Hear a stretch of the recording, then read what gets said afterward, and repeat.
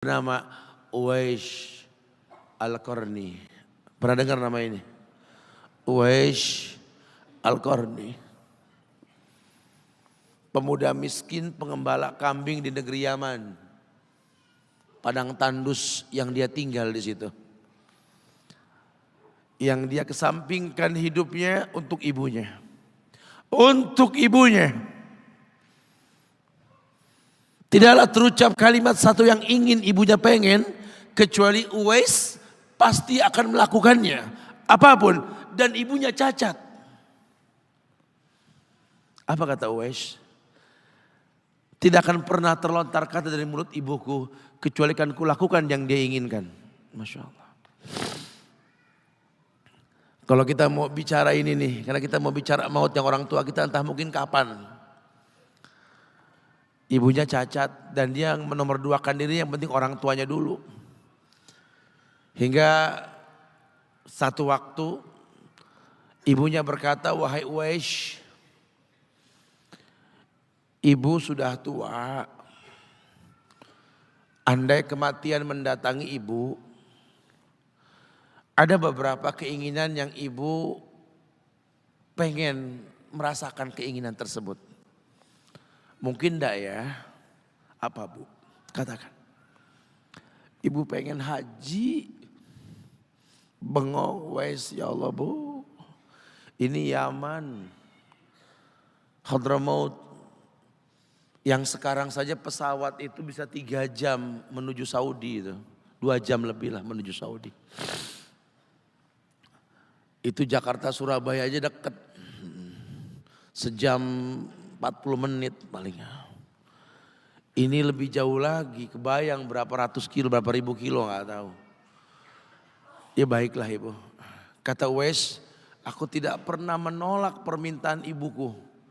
Tapi kali ini aku tidak bisa menjawab karena mikir gimana caranya ini. Ibunya cacat, tinggal jauh, miskin pula dia. Apalagi dia seorang pemuda yang punya penyakit sopak. Ada tanda-tanda putih di bagian badan itu kayak pano besar gitu tuh. Udahlah, terserah gimana nantilah. Yang penting ini nomor 1 dalam hidup ini. Dia beli seekor anak sapi. Digendong tiap hari itu sapi sama si Uwais menuju puncak gunung. Turun lagi, gendong ke atas, turun lagi tiap hari. Sampai orang bilang, Uwais gila no. Orang sapi dipiara, dia digendong. Uwais no. Tiap hari naik gunung yang tinggi. Sampai enggak berasa, dikatakan 8 bulan dia lakukan itu. Sehingga terbentuklah fisiknya yang bagus karena olahraga tiap hari bawa itu sapi. Dan sapi itu makin berat. Dalam hikayat dikatakan sampai di atas 100 kilo itu sapi. 8 bulan. Kemudian dia tetap gendong ke atas dan dia yakin, bismillah saya yakin. Sampailah bulan haji. Ibu naik ke pundakku. Digendong ibunya dari negeri Yaman. Subhanallah. Gak ada yang gak mungkin, lihat. Dibawa ibunya ke Mekah. Bertawaf di Ka'bah. Dunia menyaksikan. Bahkan hikayat mengatakan dia sempat bertanya kepada sahabat Abdullah bin Umar. Aku telah menggendong ibuku dari negeri Yaman menuju Makkah. Bertawaf di Ka'bah ini.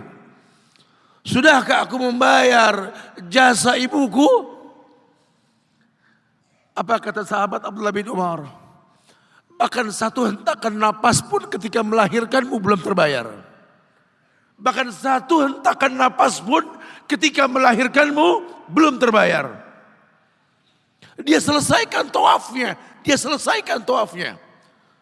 Selesai tawaf, dibawa ibunya ke makom Ibrahim untuk sholat 2 rakaat. Selesai sholat, diangkat tangan, dia berdoa kepada Allah.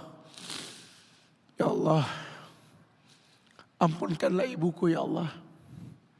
Ampunkan ibuku ya Allah. Masukkanlah dia ke sorgamu ya Allah. Masukkan dia ke sorgamu ya Allah. Ibunya berbisik, Uwais, sudahlah.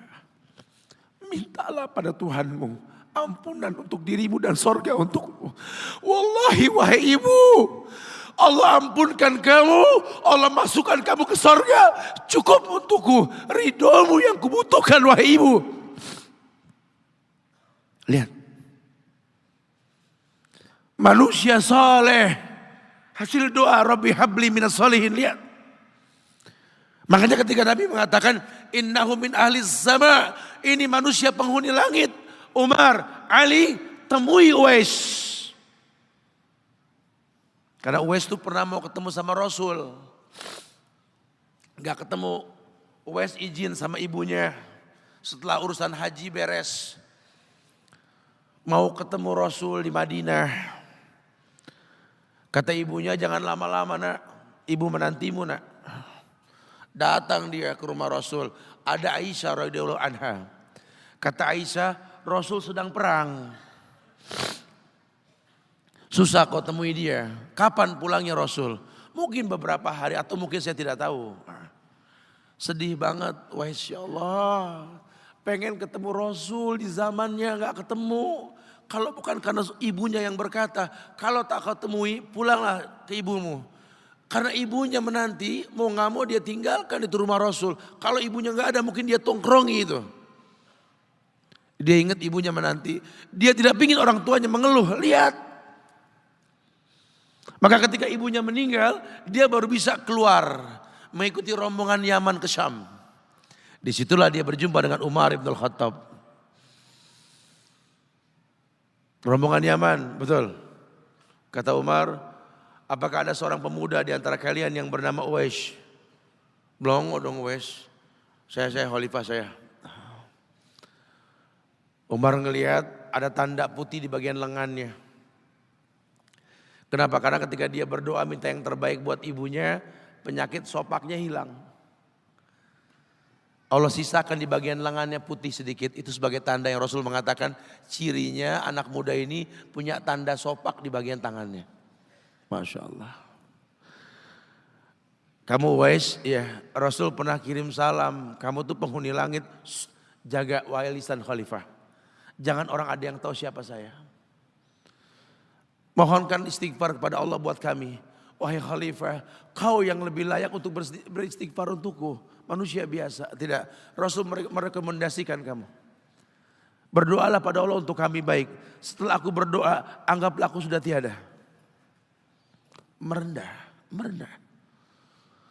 Manusia yang mengerti tercipta untuk beribadah. Lihat, kalau Uwais mengangkat tangan ke langit, langit bergetar. Apalagi cuma pekerjaan. Apalagi cuma perusahaan kecil yang kita punya. Apalagi cuma usaha-usaha kerental-kerentil yang kita usahakan. Ya Allah, ambil semua hartaku, ambil ya Allah, ambil semua titipanmu ini, ambil ya Allah. Tapi tolong jangan ambil kasihku pada kedua orang tuaku, ya Allah, itu kebenaran.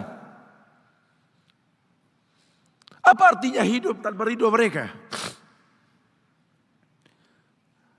Sementara yang kita rasakan sekarang keributan antara anak dengan orang tua.